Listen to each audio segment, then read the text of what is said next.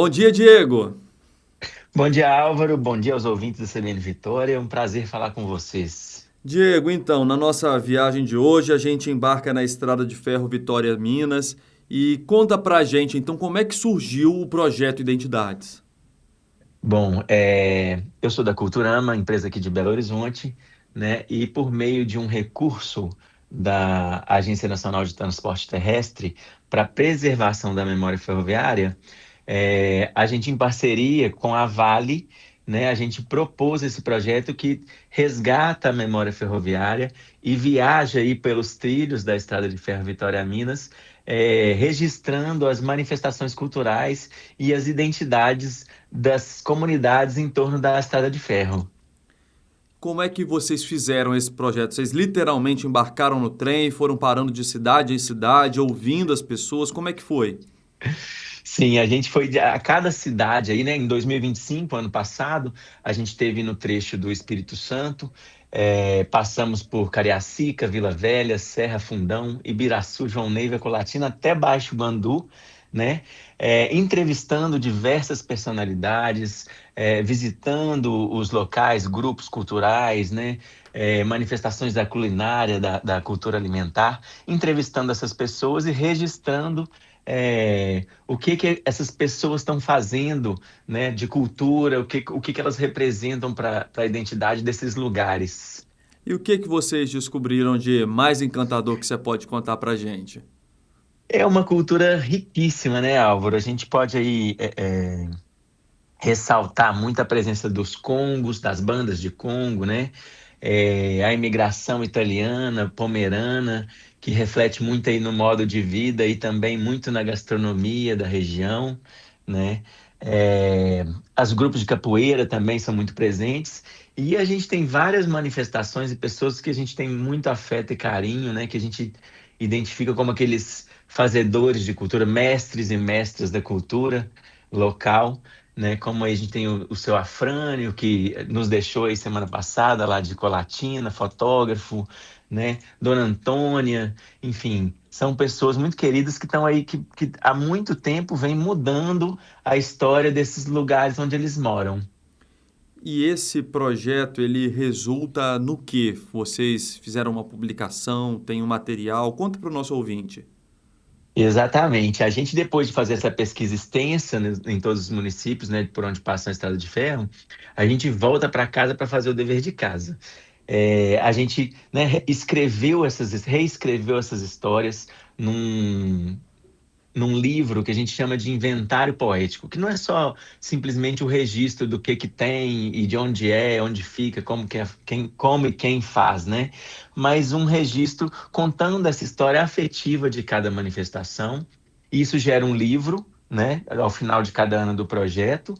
E, além disso, a gente faz um festival que acontece ali para meados de outubro. Né? Ano passado a gente fez lá em João Neiva, em outubro, onde a gente reúne algumas dessas manifestações num grande evento, numa comemoração, uma celebração, onde a gente tem apresentações de música, teatro, dança. Também temos uma feira de artesanato e gastronomia. E um espaço kids, né? Porque é sempre um evento familiar, então a família inteira fica contemplada nesse festival. Como é que essas histórias elas são atravessadas, né, pela linha férrea, pelo trem? Exatamente, assim, como a gente está ali com esse tema da memória ferroviária, e a gente entende que o trem ele tem um papel importante nessas cidades, né? E né, para essas pessoas também, muita gente tá ali às vezes o apito do trem, né? A buzina do trem é o despertador, às vezes é a hora de ir para a aula, né? Às vezes a pessoa trabalhou na estrada de ferro ou tem alguma memória relativa à estrada de ferro. Então, é como que o trem e essas manifestações culturais desenham e constroem a cultura dessas localidades, né? Nisso, vocês dividiram o projeto em várias etapas, né? Estou resumindo aqui para o nosso ouvinte, né? A gente até falou um pouco sobre essa partida inicial de vocês, você comentou sobre descobrir essas histórias chegando nas cidades, e aí teve um registro fotográfico. Vocês fotografaram dentro e fora do trem? Sim, com certeza. O livro, né, que a gente publica, ele é muito rico de imagens. Foram, assim, no final das contas, foram mais de 5.000 fotos. Foi dificílimo conseguir é, resumir isso tudo num livro que tem 300, um pouco mais de 300 páginas, né? Com as histórias, todos os textos, né? A gente dividiu o projeto, né? Eu estou falando só do primeiro ano, que é só do trecho que vai de Cariacica até Baixo Guandu. O projeto continua, né? Esse ano a gente está fazendo o trecho que vai já em Minas Gerais, que vai de Aimorés até Valadares. Em 27, a gente vai de Periquito a Timóteo. 28, Antônio Dias até Belo Horizonte, contemplando toda a estrada de ferro e contando um pouco da história de como esse trem vai subindo a serra aí, saindo do mar até chegar nas minas. E isso gera para essas cidades e para essas histórias que vocês contam uma sensação de pertencimento, de pessoas que têm a história contada e que talvez nem percebessem o quanto são importantes para a cultura ali da região. Olha, eu vou te contar que essa é a parte mais recompensadora assim do projeto, sabe? A gente faz o livro e quando ele fica pronto, a gente faz questão de entregar o livro para cada um dos entrevistados, né? Além de distribuir em bibliotecas, nas prefeituras, né? Porque isso fica disponível. O livro não é comercializado, né? Ele é distribuição gratuita. Então a gente distribui nas bibliotecas e prefeituras e a gente entrega para cada um dos entrevistados. E muita gente não tem a noção real da importância do trabalho que faz nas comunidades onde atuam, né? Então, assim, acho que talvez o principal objetivo do projeto, né, e desse livro, e dessa repercussão que ele traz, do investimento que a gente vai espalhando por onde a gente passa, é que as pessoas se reconheçam como importantes personagens da história própria delas e da cidade delas, das comunidades delas, né? Então a gente vê muita gente muito emocionada quando recebe, se vendo ali, vendo a sua foto, vendo a sua história ali contada e registrada num livro que fica aí para a eternidade, para o futuro reconhecimento dessas pessoas e dessas manifestações. Você falou que o livro não é comercializado e ele é distribuído, mas também dá para acessar ele online, né? Exatamente, a gente também, além, a gente tem o nosso Instagram, né, @projeto_identidades, e lá no link da bio a gente tem a possibilidade de fazer o download dessa versão digital do livro, né, para que as pessoas possam consultar de qualquer lugar, do celular, enfim, do computador, além de distribuir ele né, fisicamente.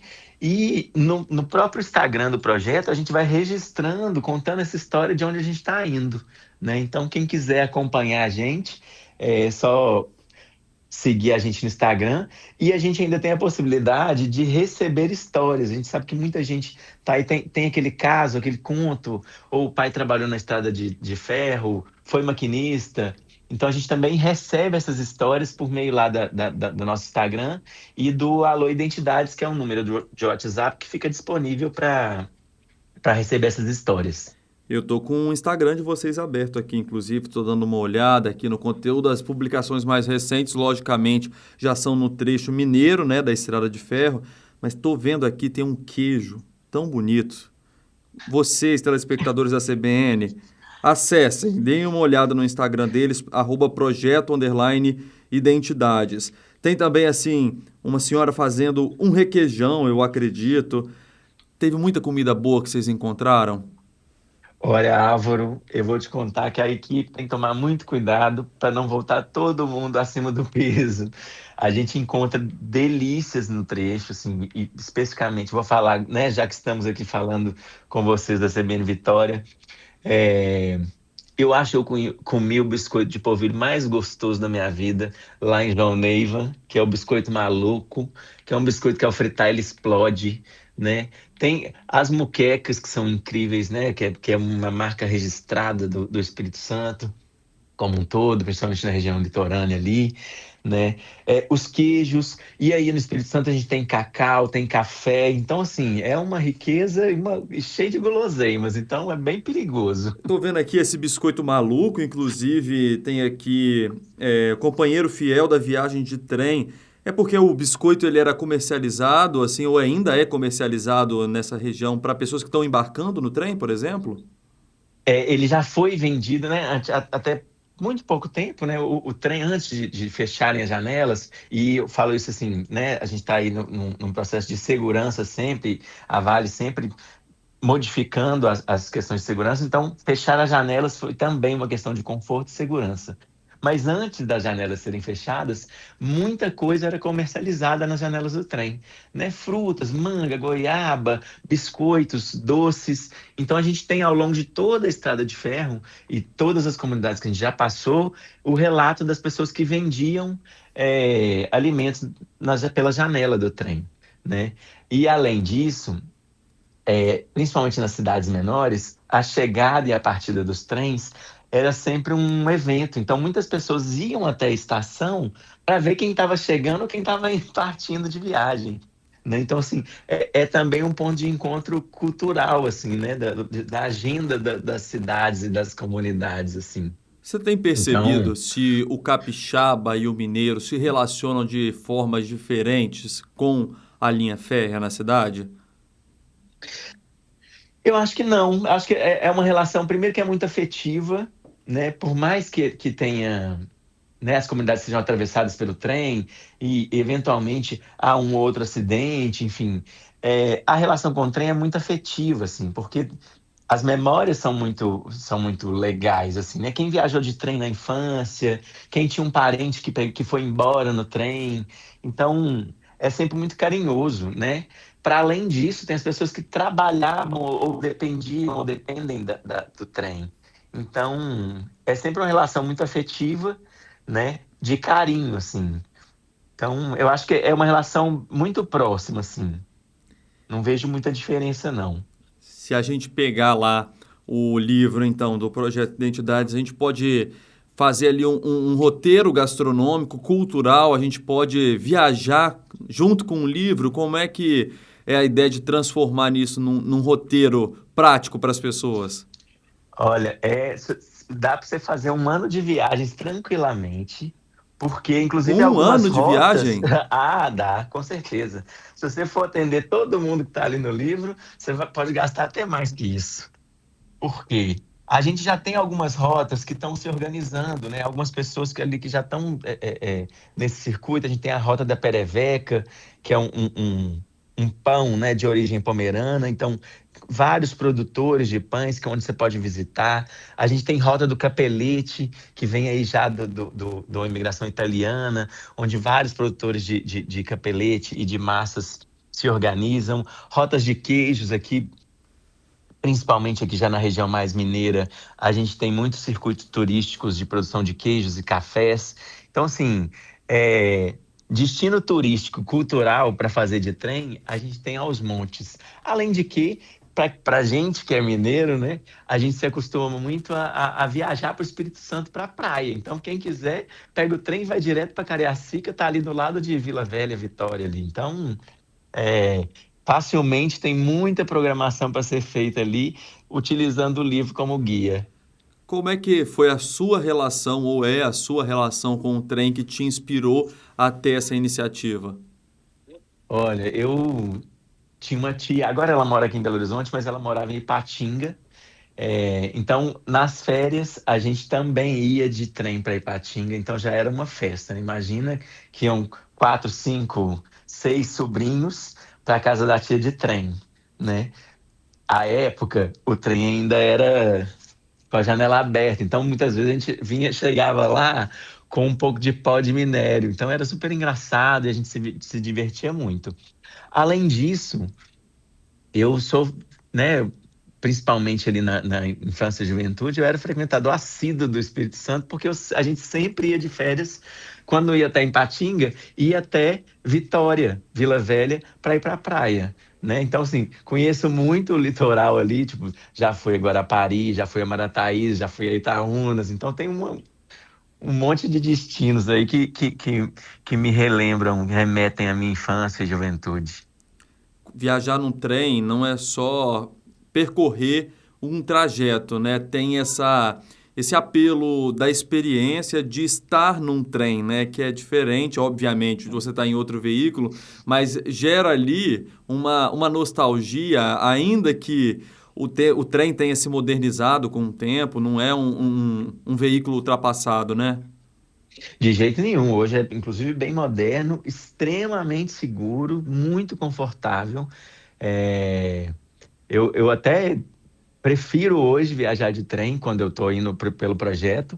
Primeiro que eu fico tranquilo, assim, super confortável, eu posso ir trabalhando a viagem toda, não me preocupo com o trânsito, não, entendeu? Assim, é muito seguro, muito confortável e tem essa nostalgia, mesmo sendo moderno, as paisagens são lindíssimas, então vale muito a pena. Eu sou suspeito.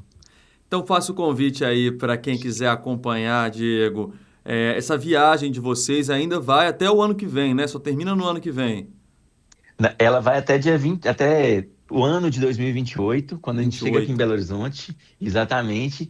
Então, convidando todo mundo aí para acompanhar essa viagem nos trilhos aí, lá pelas nossas redes sociais, né? Estamos aí já no segundo ano de projeto. E ainda posso dizer que tem outro projeto que é né, a gente se conheceu como proponentes de projetos aí para a Estrada de Ferro, que chega aí em Vitória em 2028. Chega aí no Espírito Santo em 2028, Ah, que é dá um um projeto de spoiler pra fotografia. gente. Vou dar esse spoiler, 2028, o projeto Estação, que é um projeto de formação com fotografia, audiovisual, exposição de artes visuais. Chega aí no território do Espírito Santo também, fazendo o mesmo trecho, eu vim, né? O Identidades veio subindo a serra e o Estação tá descendo a serra. Então, quem quiser também procurar aí, a gente deve se seguir, certamente os dois projetos se seguem lá no Instagram. Então, tem projeto underline Identidades, do projeto Identidades, e acho que é projeto underline Estação, que é do projeto Estação que chega em 2028. E aí eu convido todo mundo a acompanhar esses dois projetos aí, que tá levando arte, cultura, reconhecendo as manifestações culturais e personalidades importantes da cultura e da identidade dessas cidades por onde o trem passa. Pois é, então aí, ó, já diria então Milton Nascimento, né, o mesmo trem que chega é o trem da partida, né? Mas o trem que vai chegar lá em Belo Horizonte volta então contando outras histórias para o Espírito Santo em dois projetos, como você colocou pra gente, né? Exatamente, estamos aí enchendo essa estrada de ferro de cultura e de reconhecimento. Muito obrigado, viu, Diego, pela sua entrevista. Álvaro, eu te agradeço demais. Tenha um ótimo dia e ótimo dia para todos os ouvintes da CBN Vitória. Um abraço.